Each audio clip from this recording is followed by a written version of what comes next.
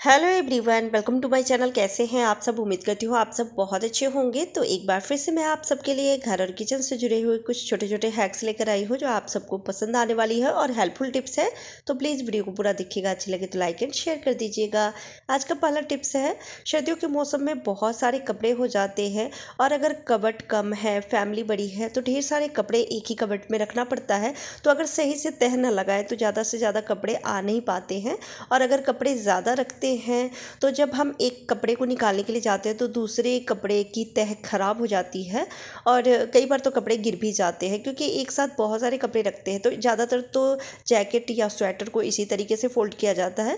पर जब ऐसे आप फोल्ड करके कबर्ड में रखते हैं तो दूसरा कपड़ा निकालते समय उसकी जो तह है वो खुल जाती है, फिर वापस से हमें तह लगानी पड़ती है कपड़े को, तो इसमें समय जाती है। तो एक आसान सा तरीका बताती हूँ, चाहे जैकेट आपको फोल्ड करना हो या स्वेटर या इस तरह की हुडी को, तो आप अच्छे से पहले उसको इस तरीके से बेड पे फैला लीजिए और अब बैक साइड से दोनों बाजू को इस तरीके से लेकर आना है, एक दूसरे के ऊपर लेकर आना है।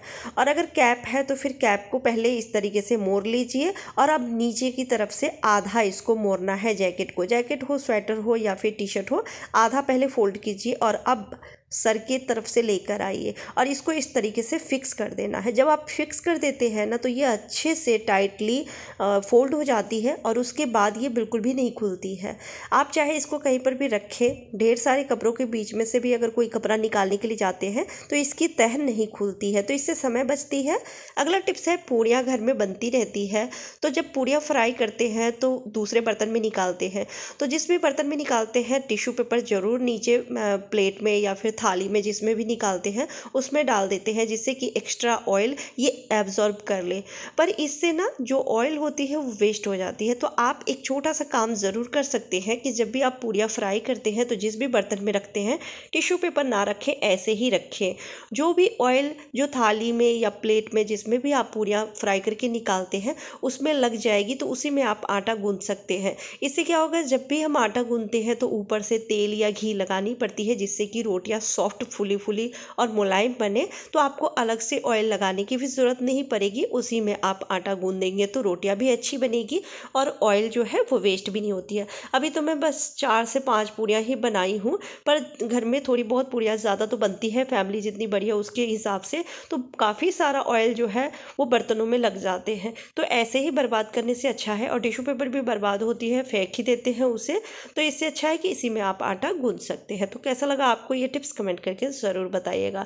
अगला टिप्स है, आलू के पराठे सर्दियों में बहुत सारे बनते हैं, बच्चों को बहुत पसंद आती है। कई बार तो बच्चे मॉर्निंग में फरमाइश करते हैं, उस समय आलू बॉईल करके फटाफट उसको छीलना होता है और मैश करना होता है। तो इस तरीके से आलू अगर गर्म होती है ना तो छिलका निकालने में बहुत ज़्यादा दिक्कत होती है और टाइम भी बहुत लग जाती है छिलका हटाने में, और फिर अलग से हमें मैश करना होता है गर्म गर्म आलू को, तो उसमें समय भी लगती है और हाथ भी जलती है। अगर अच्छे से आलू को मैश नहीं करते हैं तो फिर पराठे फटने लगते हैं। तो इसके लिए मैं एक आसान सा तरीका बताती हूँ जिससे कि दोनों काम एक साथ हो जाएंगे, छिलका भी आसानी से निकल जाएगी और आलू मैश भी हो जाएगी बहुत बढ़िया से और पराठे भी अच्छे बनेंगे। तो इस तरीके से झांझरा ले लीजिए जिसमें हम पूड़ियाँ वगैरह फ्राई करके निकालते हैं, तो जो भी एक्स्ट्रा ऑयल होती है आसानी से इससे निकल जाती है। तो इसके ऊपर आलू को रख के और मैश करना है। अगर बहुत ज़्यादा आलू गर्म है तो आप कटोरी भी ले सकते हैं, और इस तरीके से जब मैश करते हैं ना तो जो भी छिलका है आसानी से निकल जाती है। आलू अभी बहुत ज़्यादा गर्म है तो इसलिए छिलका हाथ में आ रही थी, अगर आलू ठंडी हो तो देखेंगे कि आसानी से छिलके उसके निकल जाते हैं और आलू भी बहुत बढ़िया से मैश हो जाती है। गर्म आलू भी इस तरीके से जब मैश करते हैं ना तो हाथ नहीं जलती है और छिलके आसानी से निकलते हैं। तो आपको जैसा भी ठीक लगे, आप हाथ से अगर मैश करना चाहते हैं, हाथ से इस तरीके से घिस के और उसका छिलका निकालना चाहते हैं, मैश करना चाहते हैं आलू को, तो कर सकते हैं। नहीं तो आप कटोरी ले लीजिए और इस तरीके से आलू को मैश करिए और छिलका निकालिए। जो भी छिलका होता है वो झांझरा में ऊपर ही रह जाती है। तो इससे पराठे भी बहुत अच्छे बनते हैं और टाइम की भी बचत होती है, हाथ भी नहीं जलते हैं। तो कैसा लगा आपको ये टिप्स कमेंट करके ज़रूर बताइएगा। अच्छी लगी हो तो वीडियो को लाइक एंड शेयर कर दीजिएगा। अगला टिप्स है लहसुन को लेकर। लहसुन सब्जी का स्वाद तो बढ़ाती है, चटनी बनाते हैं या फिर सब्जियों में भी डालते हैं, लेकिन इसे छीलने में बहुत ज़्यादा समय लगती है और उंगलियों में दर्द होने लगती है, क्योंकि जिधर से रूट्स होते हैं उधर से बहुत ज़्यादा हार्ड होता है। तो चाकू की मदद से छीलते हैं या फिर उंगली से छीलते हैं तो उंगली में जलन भी होती है, सनसनाहट होती है या फिर दर्द भी होता है। वैसे तो गर्म पानी में अगर रख दें थोड़ी देर के लिए तो आसानी से हम ढेर सारे लहसुन को छील सकते हैं, लेकिन उसके लिए भी 5-10 मिनट की समय तो ज़रूर चाहिए। लेकिन अगर हमारे पास समय नहीं है, फटाफट लहसुन छील के सब्जी में डालना है, पेस्ट बनाने हैं इसके, तो मैं एक आसान सा तरीका बताती हूँ जिससे कि एक साथ दोनों काम हो जाएंगे, छिलका भी हट जाएगा और पेस्ट भी बन जाएगी। तो इसके लिए आपको क्या करना है, एक अलग से बर्तन ले लीजिए और हमें चाहिए ग्रेटर, जिसमें आप अदरक को ग्रेट करते हैं तो वही ले लेना है और छिलका के साथ ही इसे हमें ग्रेट करना है। आपको लग रहा होगा कि छिलका भी ग्रेट हो जाएगी, तो ऐसा नहीं होता है। लहसुन का छिलका बहुत ज़्यादा हार्ड होती है तो छिलका ऊपर ही रह जाता है और जो लहसुन है वो ग्रेट होके नीचे आ जाती है। तो इस तरीके से एक साथ दोनों काम हो जाते हैं, लहसुन का छिलका भी निकल जाती है और पेस्ट भी बन जाती है। आपको अलग से पेस्ट बनाने की ज़रूरत नहीं होती। कई बार हम सब्जी में थोड़ा सा लहसुन डालते हैं तो पेस्ट बनाना बहुत ज़्यादा मुश्किल हो जाती है, तो ज़्यादातर तो क्या करते हैं, बारीक बारीक चॉप कर लेते हैं या फिर खलबट्टे में कूट लेते हैं। लेकिन इस तरीके से ग्रेटर पर रख के जब इसे ग्रेट करेंगे तो आपको अच्छी खासी पेस्ट मिल जाएगी लहसुन की। चाहे आप जितना भी आप पेस्ट बनाना चाहते हैं बना सकते हैं, फटाफट हो जाते हैं, कोई मुश्किल नहीं है, कोई झंझट नहीं है और छिलका भी इसका अलग हो जाती है। छिलका हटा के जब ग्रेट करते हैं तब मुश्किल होती है, लेकिन अगर छिलके के साथ ग्रेट करते हैं ना तो बहुत आसानी से ये ग्रेट हो जाती है, छिलका अलग हो जाती है। आप देख सकते हैं 1 मिनट भी नहीं लगा है और ढेर सारे लहसुन का पेस्ट बनके तैयार है। ये बहुत ही बढ़िया और आसान सा टिप्स है। अगला टिप्स है चाय पत्ती को लेकर। चाय पत्ती ज़्यादातर हम सभी चाय बनाने में यूज़ करते हैं, लेकिन आप सबको पता भी होगा, जिन्हें नहीं पता है उन्हें बता दूं कि चाय पत्ती क्लीनिंग में भी बहुत ज़्यादा हेल्प करती है। कांच के बर्तन हो या फिर कोई भी बर्तन हो, उसको क्लीनिंग करने में बहुत ज़्यादा हेल्प करती है। तो आज हम चाय पत्ती की मदद से जो लॉक होती है, जो हम गेट में लगाते हैं कहीं बाहर जाते हैं, तो उसे क्लीन करेंगे। घर में ऐसे पुराने लॉक बहुत सारे पड़े रहते हैं जिसका यूज़ नहीं होता है और कहीं जाते हैं तभी यूज़ होता है, तो पड़े पड़े कई बार ना जंग लग जाती है। जो सालों पुराने लॉक हैं उसमें जंग पकड़ लेता है, तो उसके बाद ये पूरे में जंग पकड़ती है, फिर वो लॉक ख़राब होने लगती है। तो इसे भी आप क्लीन कर सकते हैं चाय पत्ती की मदद से। तो हमें ले लेना है लगभग 1 चम्मच जितना चाय पत्ती। मैं यहाँ पे 2 लॉक को क्लीन करने वाली हूँ, आप जितना का क्लीन करते हैं उसके हिसाब से चाय पत्ती ले सकते हैं।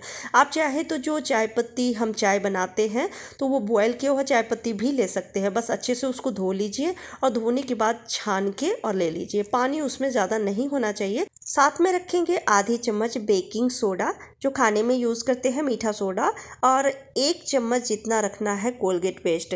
तो आप चाहे तो कम भी ले सकते हैं, अंदाज से आप देख लीजिए। तो वाइट कोलगेट पेस्ट ही लीजिएगा। तो मैं इस तरीके से कोलगेट पेस्ट रख दी हूँ और अब इसे हम साफ़ करने से पहले जो भी होल होता है लॉक में उसे हम बंद कर देंगे, नहीं तो उसमें चाय पत्ती क्लीन करते समय चली जाएगी तो फिर और मुश्किल हो जाएगी। तो सेलो टेप से इस तरीके से हम इसे बंद कर देंगे और बंद करने के बाद हम एक स्क्रबर ले लेंगे, जो भी स्क्रबर है आपके पास जिसे बर्तन धोते हैं वो ले लीजिए और ड्राई ही इसे क्लीन करेंगे। क्योंकि कोलगेट पेस्ट रखे हैं तो इस वजह से एक अच्छा सा सॉल्यूशन बनके ये तैयार हो जाती है, पर इसमें पानी नहीं रखना है। और स्क्रबर है वो भी अगर गीला है तो उसमें भी थोड़ा बहुत पानी होता है, तो इसलिए इसी तरीके से हम इसको क्लीन करेंगे।